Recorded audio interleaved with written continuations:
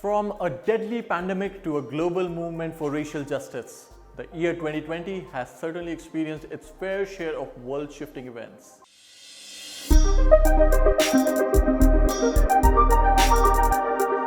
Let us see how your $10,000 had performed throughout this 2020 roller coaster. If you had used that money to follow the S&P 500 index in the past, the average gain would have been about $1,050 a year in the last 5 years.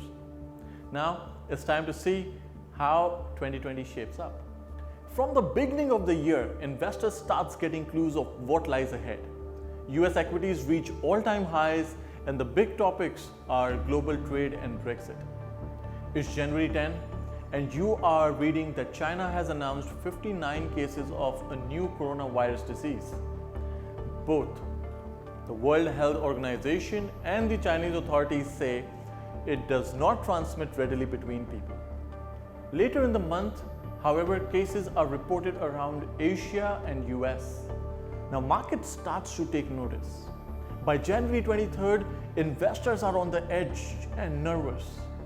JP Morgan says that the markets have often dipped only slightly and rebounded swiftly from other virus outbreaks. Look at this chart. It shows exactly the same thing. This results in you having lost all your early gains. The COVID impact seems to be mild than expected, but what is happening to the Chinese equities here? Oh, it just dropped 9%, the biggest fall in nearly 13 years. But markets recovered swiftly at the beginning of February, with some investors really happy to have picked up great bargains. Bravo! In Asia, the lockdown starts and ports and factories and everything is closed. Still, your investment in US stocks is looking good. The US employment is good, wages are on the rise, the biotech companies are in demand. So once again, US equities set a record. And then the complacency snaps.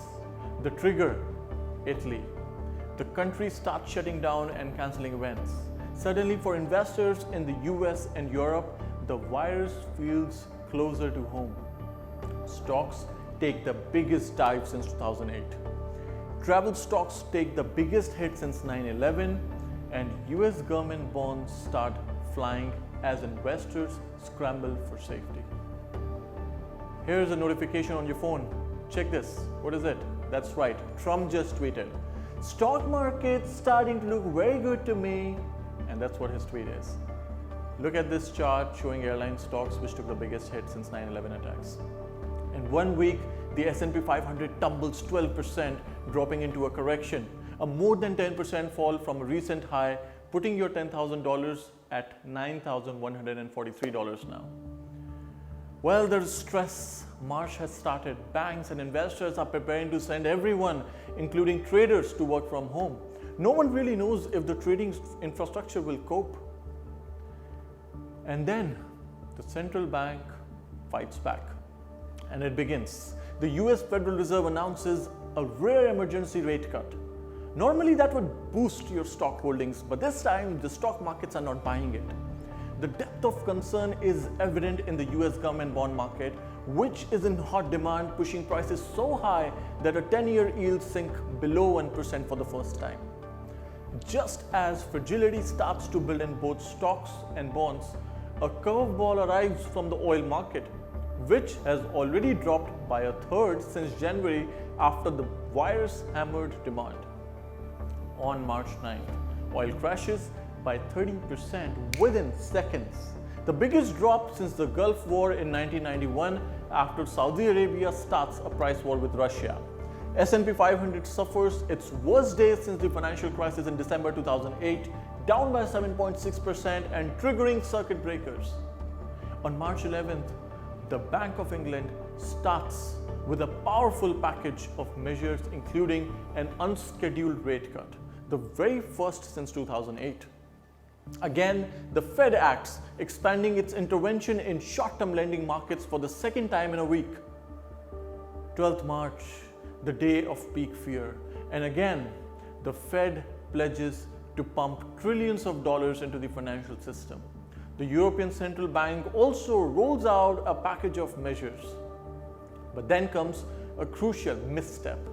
ECB President Christine Lagarde says the central bank is not here to close spreads in the bond market, taken as a hint that she will not support Italian debt at all costs. Italian bonds sustain the biggest fall on record. The bloodbath begins.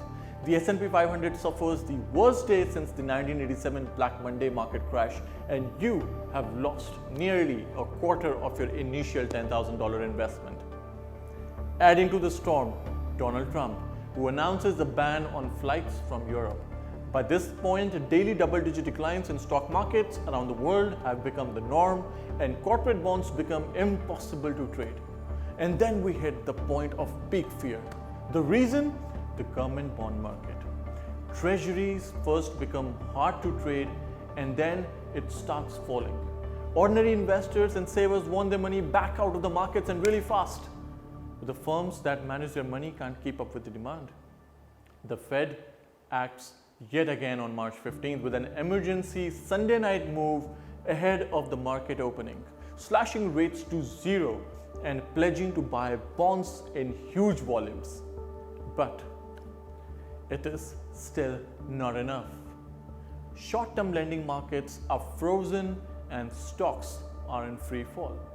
The Fed keeps going, first supporting the overnight lending market and then committing to buying commercial paper. Wait, oh, this is 2008 again. Only we are in a meltdown now. By March 18th, the UK is preparing to go into lockdown. Bonds are still sliding as investors dump anything they can. The pressure point now is the dollar. Companies and investors are rushing into the currency because it is considered the most stable in times of crisis. The result? Well, this result pressures most other currencies such as sterling, yen and the Australian dollar. And yet again, the Fed steps in, expanding dollar swap lines with a range of other central banks to cool the runaway dollar, which is threatening to cause problems of its own for companies and countries around the world with outstanding debts in the currency. Well, it's March 23rd. With equities and bonds collapsing, investors have nowhere to hide. Action is needed not just from the central bank, but from the governments too. This is most apparent on March 23rd when the Fed promises to buy an unlimited amount of treasuries. A smart move. But wait, is Congress on our side? Well, you have lost $3,132 from your initial investment in January. Finally, by March 24th, a break in the cloud. Congress passes a massive stimulus deal and stocks rebound.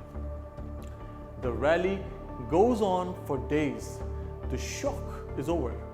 But is it? April 9th stuns investors. The Fed pledges $2.3 trillion in 11 emergency facilities to fund lending to a variety of markets from municipal debt to small businesses. That's amazing. But just as markets they start to get back to normal, the oil market does something stunning. Saudi Arabia and Russia had ended their price war, but it is too late. With economic activity at a standstill, no one has a need for all the oil sloshing around. The benchmark US price of oil plunges below zero for the first time. This means producers are paying for people to take the commodity off their hands. It tumbles to minus $40 in a record-breaking drop. Now, and yet, stocks, particularly in big tech, continue to push higher. By May 7th, as Apple and Amazon have risen dramatically, Nasdaq hits a new high for the year. A world working, playing and shopping from home is all good news for the tech giants, even while sectors such as banks and energy are suffering greatly. A month later, the S&P 500 is dancing with Nasdaq. Despite economic meltdown, you have regained almost all the value you lost in February and March and you are nearly back to an even $10,000 amount. The big bull has returned and it's unstoppable.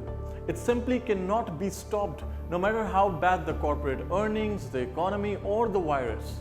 By the end of June, US stocks have put in their best single quarter since 1998. In early July, Chinese stocks now, they are striking their highest point in 5 years. And at the end of the month, the Nasdaq makes a new record high. By mid-August, a huge rally in tech stocks has made the 5 largest companies account for a quarter of their total value of the S&P 500. You can see this in this chart, the 5 largest companies in the S&P 500 which came to account for a quarter of this entire index. This results in a K-shaped recovery with the handful of companies soaring while the rest are left behind. From time to time, the cracks they show. When Tesla is passed over for inclusion in the S&P 500 index, the car maker's share declined 21% and the Nasdaq briefly corrects lower. Election time, ladies and gentlemen. Joe Biden is clearly going to be the next president of the United States. Votes are in. And guess what? The vaccines are here, which are also more than 90% effective against COVID-19. So stocks in beaten up sectors such as travel, they start getting to fight back, while some of the tech whiz kids of the stock market such as Zoom, they take a knock. It's December and you have reached to the end of the year, and congratulations, because as the year draws to a close, your $10,000 is now worth $11,426. Despite the roller coaster, your annual gains are around the average over the past decade. Then again, if you had put it instead in the Nasdaq, you would be sitting on a nearly $4,000 gain. So what have we learned, guys? The basic law of investment. Always have an emergency fund for the rainy days or the rainy years. Always diversify your investments into different sectors.